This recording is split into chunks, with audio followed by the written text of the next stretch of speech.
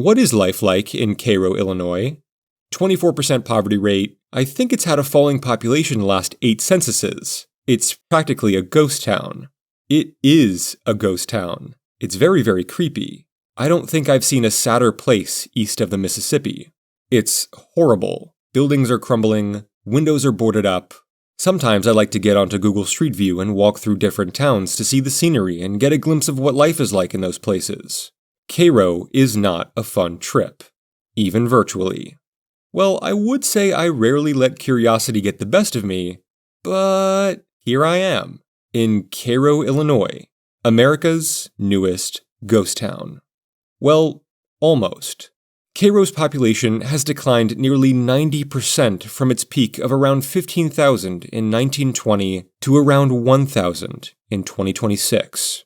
Let me just paint a picture of what that looks like. This is what downtown Cairo looked like in 1910, as seen from Commercial Street and 10th Street, and this is that same shot, in the very same spot, today.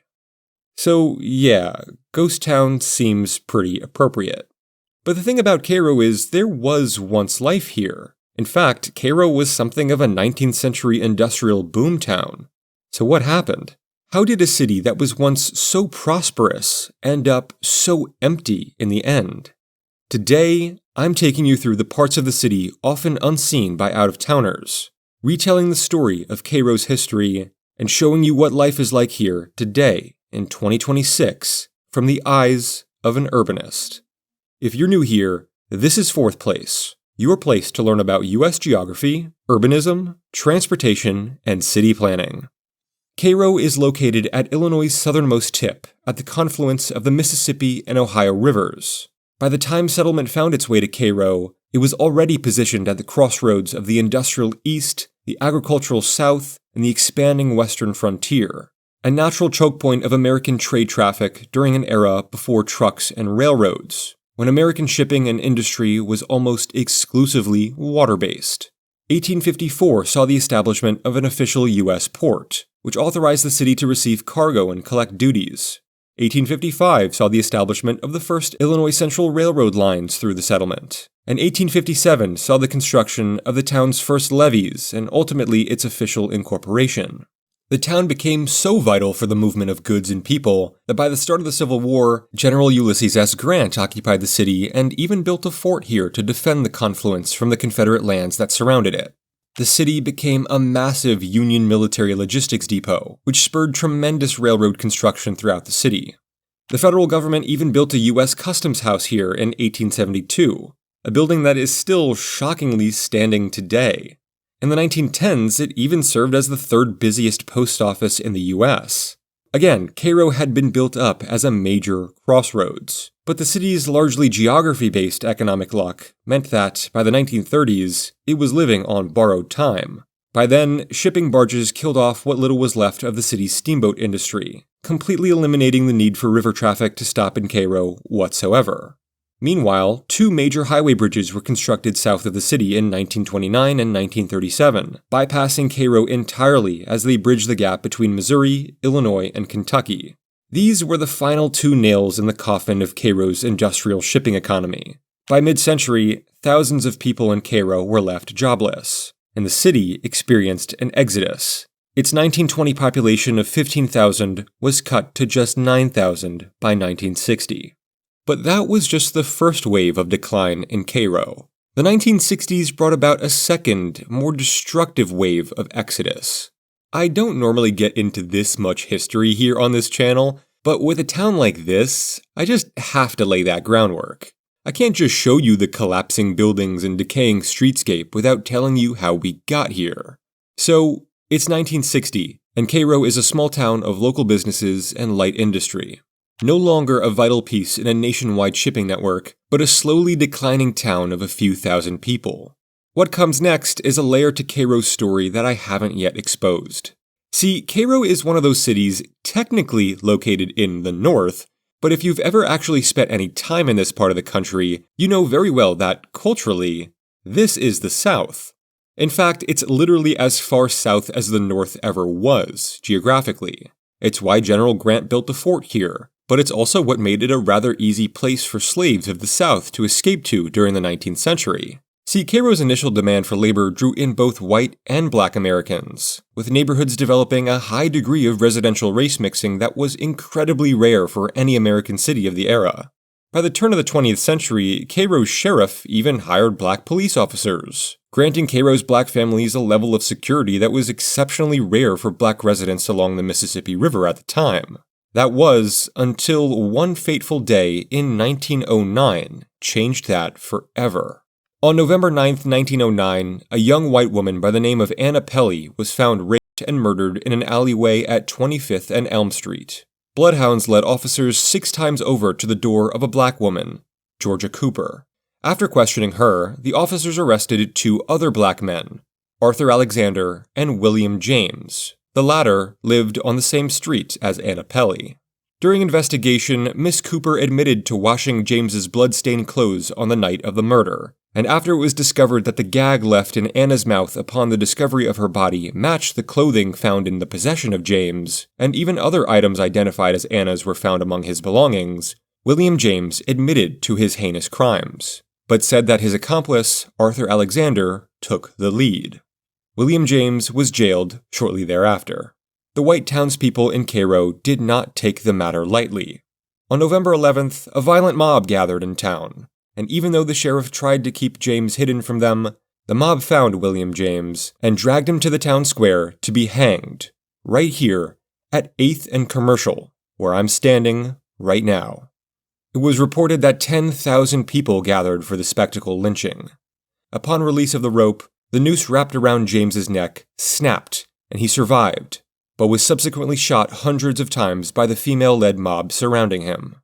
His body was then dragged to the scene of the murder, dismembered, and burned on a stake. Although Illinois had instituted anti-lynching laws, they were not enforced, for this was widely considered the most heinous crime in Illinois history. That same night, the mob actually went over to the city jail and kidnapped another man, a white man, by the name of Henry Salzner. He was charged with murdering his wife, and they lynched him too, for good measure.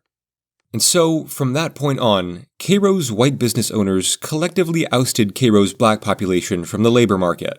In the following decades, this only deepened the economic inequality in town, and much of Cairo's impoverished black population had to be moved into public housing on the outskirts of town.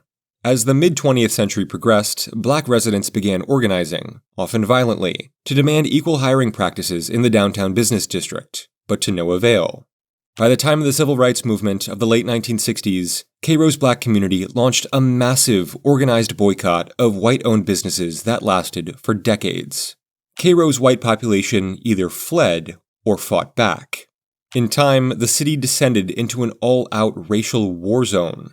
Between 1967 and 1973, racially charged shootouts, firebombings, and sniper fire were exchanged almost on a daily basis. In 1969 alone, the city reported 170 nights of active gunfire. White vigilante groups formed, the National Guard was repeatedly deployed, and the constant crime and violence both physically and financially destroyed the city of Cairo, Illinois. Entire homes and commercial blocks were quite literally burnt to a crisp overnight. With the city having torn itself apart throughout the latter half of the 20th century, Cairo is today on the brink of being erased from history altogether. The city is now left with only a few hundred permanent residents. Although the state and federal government have tried, there is nothing they can do at this point to reverse the damage that has already been done. It isn't officially a ghost town, but at this point, ghost signs, ghost structures, and ghosts themselves likely outnumber any remaining community here. If you drive through town today, you'll find a Dollar General to the north, a Dollar General to the south, a handful of liquor stores, about a dozen churches, and no more than 3 local restaurants. There is almost no industrial economy left here today. For me, this is no longer a city. It's quite literally a shadow of what used to be a city. It's very likely that by the year 2050, Cairo, Illinois will be a ghost town, once and for all, whether by flood or by fear. But while it's still here, it is a fascinating sight to behold.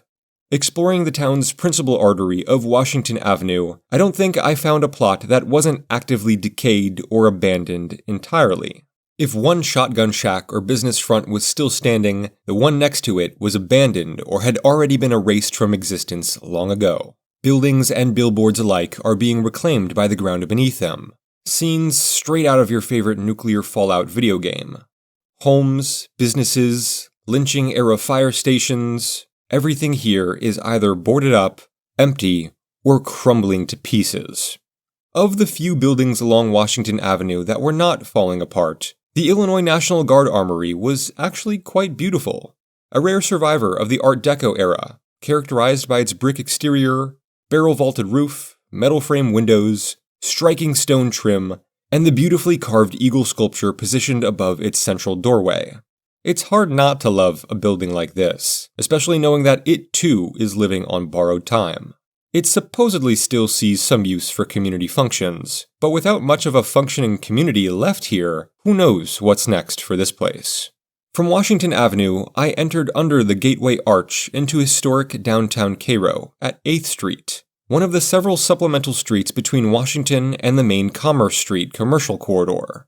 By the time these photos were taken in 2009, any life left inside these buildings was already gone. And now, in 2026, the buildings themselves are too. Only 5 structures remain along this stretch, including what may possibly be the last drop of art and color in the city of Cairo. This is the Gem Theater, built out of a burned shell in 1936. The theater closed in 1978, and was donated to the city in 1995 in hopes of revitalizing it. But again, the economic outlook in Cairo is non-existent, and really any sort of renewal or revitalization efforts would be for naught. You almost wish you could take its Art Deco marquee and ship it to the nearest history museum for preservation. If the collection of rubble sitting at its feet across the street is any indication, the Gem Theater likely doesn't have much time left either. Any takers? From 8th Street, I traced the paved-over outline of a former streetcar line that once carried passengers in and out of downtown Cairo's bustling commercial street. This was the main street of the city of Cairo, the place where you'd shop for clothes at the local mercantile, hang out with friends at the soda fountain, and take your date on a night out after school. It's where Anna Pelly worked before she took the streetcar home the night of her death. It's hard to believe such a thriving community once existed here. These reference photos almost seem like another world compared to the reality the city is faced with today. Commercial Street saw the bulk of the boycotting of white-owned businesses in the 60s and 70s, but by the 1990s, nearly every building here was vacant. Of the dozens of buildings that once lined Commercial Street, only 2 of those original are still left standing. Venturing over to the parallel streets up against the levee and the Ohio River, it's much of the same. A lot of empty lots where railroad tracks, hotels, warehouses, and even the city's passenger and freight depots for the Illinois Central Railroad once lived. But nothing remains of that history here today. From there, I ventured over into the residential neighborhoods. I entered this part of town along a rather beautiful, brick-paved stretch of Washington Avenue. This wide, medianed road was once known in town as Millionaire's Row, a place where the city's wealthy congregated the construction of their stately homes. This one, the Riverlore Mansion, is the oldest structure in the city of Cairo, and was built here by steamboat captain, banker, hotel owner, railroad executive, and the wealthiest man in Cairo's history, William Halliday. Halliday bet on Cairo early, predicting that the coming Civil War would make the town strategically and commercially vital. He was right, and he got really, really rich off that bet, staking investment within every facet of Cairo's booming economy. He built his mansion here in 1865, with 11 rooms, 3 floors, and a rooftop designed to resemble a steamboat deck. He lived here until his death in 1899. Today, it's a private residence, and is likely the most well-maintained home within city limits. William's brother Thomas, who served as the mayor of Cairo from 1883 until 1892, built his house, this one, across the street, in 1876. Another noteworthy inclusion along Millionaire's Row is Magnolia Manor, built between 1869 and 1872 by flour merchant Charles Gallagher, who sold his product worldwide, including to Queen Victoria and the US government during the Civil War. It is the only one of the 3 estates currently open to the public, operating as a Victorian house museum, though when I tried to visit, no one came to answer the door, unfortunately. Interestingly enough, by the time General Grant became President Grant, Magnolia Manor held the former president's lavish retirement party. Pretty ironic that a town like Cairo even has a place named Millionaire's Row, but it just goes to show how far this city has fallen from its Victorian-era heights. Outside of Millionaire's Row, the dreadful and raw reality of what life is like here sets right back in. I saw lots that used to have homes, with nothing left today but remnants of a living room fireplace. I saw lots with homes that had been only recently abandoned, and I also saw lots with homes that were abandoned decades ago. This structure, that was likely a streetcar transfer building that someone bought and converted into a home, was also boarded up and abandoned. But it wasn't just homes and businesses in decay. It was schools, drug rehab centers, entire community colleges, even trucks and old Greyhound buses, too, for some reason. Nature has worked hard to reclaim much of Cairo's built environment. It's kinda beautiful in a way. I think with so much sadness and so much decay here, you sorta have to find some beauty in the sorrow. Over the course of Cairo's history, so many factors have combined to destroy this once beautiful town. It's unfortunate, but unique. And the story of Cairo is a story I don't think I'll ever forget. No one knows for sure what's next for Cairo, Illinois. And that's either the most dreadful or the most peaceful thing about it. If you've ever been to Cairo, let me know what you thought of it down in the comment section below. I'll see you next week, right here, from 4th Place.